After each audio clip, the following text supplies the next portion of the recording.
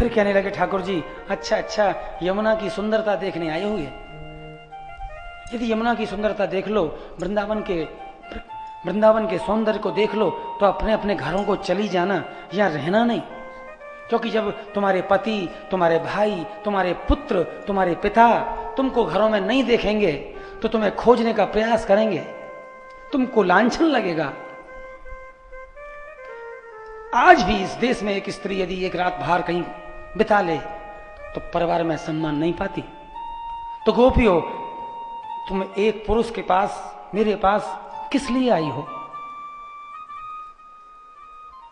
तो कहा, तुम यदि मेरे लिए आई हो तो आने की आवश्यकता नहीं थी। भरतु शुश्रूषणं स्त्रीणाम परो धर्मो हम अमाया। पत्नी का तो कर्तव्य पति की सेवा करना है, और पति की सेवा करते करते उसको ईश्वर की प्राप्ति, भगवान की प्राप्ति हो जाती है। पति परमेश्वर हैं। पतियों को इस बात का बड़ा गर्व होता है कि पति परमेश्वर है। पत्नी से गर्व से सेवा कराते हैं, सेवा कर, बोले क्यों, मैं परमेश्वर हूं। पत्नी बेचारी इसी धोखे में जीती रहती है कि परमेश्वर है, सेवा कर लूं। लेकिन पति को भी तो चाहिए वो परमेश्वर बन तो जाए।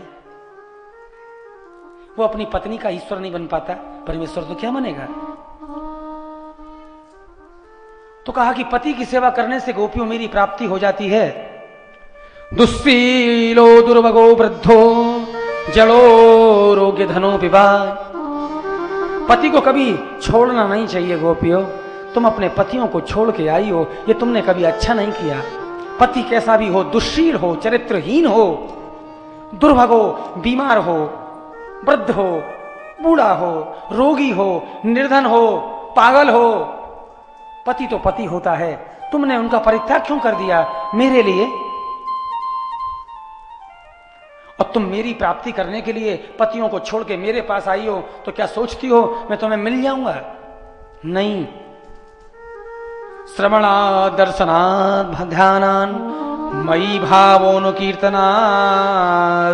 न तथा सन्निकर्षेण प्रतियातं ब्रजो ततो ग्रहान्। ठाकुर जी ने कहा कि देखो, मेरी प्राप्ति के लिए तो श्रवणात्, कथाओं को सुने, मेरी प्राप्ति हो जाएगी। दर्शनाथ, मेरे दर्शन करें, मेरी प्राप्ति हो जाएगी। मेरा कीर्तन करें, मेरी प्राप्ति हो जाएगी। मेरा स्मरण करें, मेरी प्राप्ति हो जाएगी। ना तथा सन्निकर्षेण, मेरी प्राप्ति के लिए मेरे निकट रहना आवश्यक नहीं है। हम वृंदावन में रहते हैं तो क्या सोचते हो, मां के बिहारी का दर्शन रोज करते हैं, सालों हो जाते हैं। यमुना का स्नान हम रोज करते हैं। चंदन भील किरातन के घर ईंधन करके माने, परमानंद जे निकट बसत हैं ते नहीं महात्म जाने। जो तीर्थ में रहते हैं ना, उनसे बड़ा अपराधी कोई नहीं होता। कैसे? आपने पुजारी को देखा? पुजारी का अर्थ क्या है? पुजारी पूजायाम हरि, जो भगवान का दुश्मन है वो पुजारी होता है। वो सारे पाप ठाकुर जी के मंदिर के पीछे करता है। पंडित जी पूजा करें, मन में राखें आट, बाल भोग अंदर रखें, चरणामृत दें बाट। तुम्हारा माल तुम लाए, उसको तो धर दिया अंदर, बतासे हाथ पे धर दिए तुम्हारे। ठाकुर के साथ रहते हैं और कितनी भेद बुद्धि होती है। पैसे वाला आया, सेठ जी आओ आओ, दुपट्टा लाएगा, माला पहनाएगा, चंदन लगा देगा। कोई गरीब गुरबा आया, चल हटो। ये कैसी? ये ठाकुर के साथ रहने वालों का हाल है। तो फिर तो ठाकुर जी यही कहते हैं कि ना तथा सन्निकर्षेण, जो मेरे साथ रहता है आवश्यक नहीं है कि वो तो मैं मिलता हूं तब तो आदमी दोष देखता है। अति सामीप्यात् भवेत् दोष। कैसे? जब पति पत्नी ज्यादा निकट आ जाते हैं ना, पत्नी क्या चाहती है? पत्नी सोचती है मेरा पति क्या है, बोले ऐसी बिल्डिंग है जिसमें रिनोवेशन हो सकता है, जिसमें मॉडिफिकेशन हो सकता है। बोले तुम यदि ऐसे हो जाते तो और भी अच्छे होते, तुम यदि ऐसे हो जाओ तो और अच्छे हो जाओगे, तुम यदि ऐसा करने लग जाओ तुम और मेरे प्यारे हो जाओगे। यानी यदि मैं ऐसा होऊंगा तब तेरा प्यारा होऊंगा, और जैसा मैं हूं वैसा तू मुझे स्वीकार क्यों नहीं कर लेती? मैं जैसा भी हूं, गया गुजरा, तेरा तो पति हूं, तू स्वीकार कर ले। नहीं, बदल जाओ। हम बदलना क्यों चाहते हैं? तो जो समीप रहेगा वो बदलना चाहेगा, वो अपना जैसा बनाना चाहेगा। तुम मेरे जैसे हो जाओ, तुम ही क्यों नहीं उसके जैसे हो जाते? ना तथा सन्निकर्षेण, जो पास में रहते हैं, जो आदिवासी लोग होते हैं, भील होते हैं, किरात होते हैं, वो चंदन की लकड़ी अपनी रोटी बनाने के लिए इस्तेमाल करते हैं। लेकिन वैष्णव लोग चंदन को चंदनम महत् पुण्यम पवित्रम पापनाशनम आपदा हरते नित्यम लक्ष्मी तिष्ठति सर्वदा। तो जो पास रहते हैं वो भगवान के महत्व को कम करके आंकते हैं। वृंदावन बिहारी आपके लिए होगा, आप गोवर्धन की परिक्रमा बड़ी श्रद्धा से देते होगे, लेकिन गोवर्धन गांव में रहने वाले गोवर्धन पर्वत पर चढ़ जाते हैं।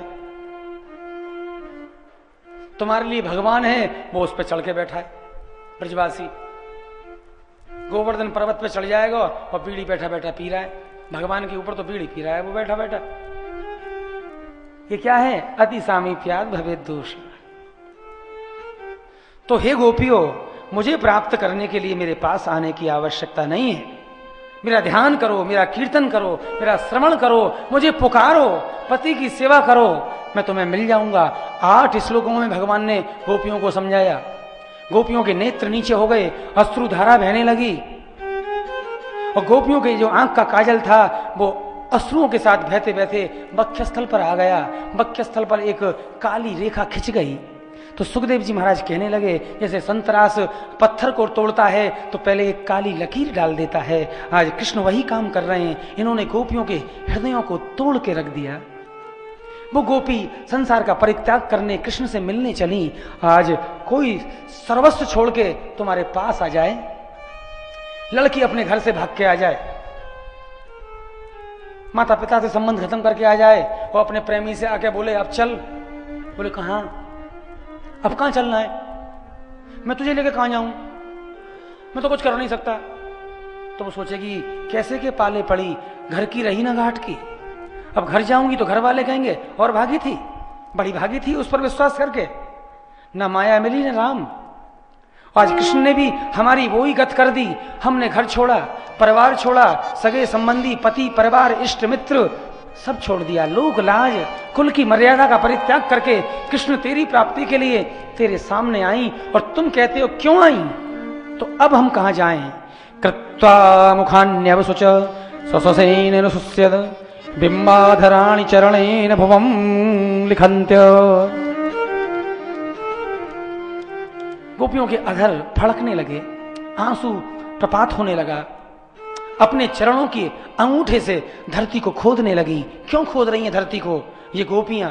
आज गोपियां सीता जी का ध्यान कर रही हैं। हे सीते, जब भगवान राम ने आपको स्वीकार नहीं किया था तो आपने अपना कलेजा फाड़ के सीता को अपनी गोद में छिपा लिया था। आज कृष्ण हमको स्वीकार नहीं करते। आज ये कन्हैया, इसने हमारा तिरस्कार कर दिया, इसने हमारे प्रेम को नहीं समझा, और ये वापस संसार में लौटने की बात कहता है। अब हम संसार में तो लौट नहीं सकती धरती मां, तुम ही 2 टुकड़े हो जाओ और हम सारी की सारी गोपियां तुम में समा जाएं, अपना अस्तित्व नष्ट कर लें, और दूसरा काम हम कर नहीं सकती। गोपियों ने कहना प्रारंभ किया, मेवं विभोर्हति भवान गदितुम नृशंस संदज्य सर्वविषयांस्तव पादमूलम् भक्ता भजस्व दुर्वग्रहमातजास्मान् देवो यथादिपुरुषो भजते मुमुक्षून्। गोपियां कहने लगी, कन्हैया श्याम सुंदर, तुम्हारी बात तो सही है, पतियों को नहीं छोड़ना चाहिए, हम तुम्हारी बात का आदर करती हैं, लेकिन एक बात बताओ, संतज्य सर्वविषयांस्तव पादमूलम, शास्त्र कहते हैं, वेद कहते हैं कि जो समस्त विषयों का परित्याग करके आपकी शरण में आ जाता है, आप उसको ग्रहण करते हो, स्वीकार करते हो, कभी छोड़ते नहीं। बोले हाँ गोपियों मैं कहता हूं। तो जब हम सब सारे विषयों को छोड़ के तेरे सामने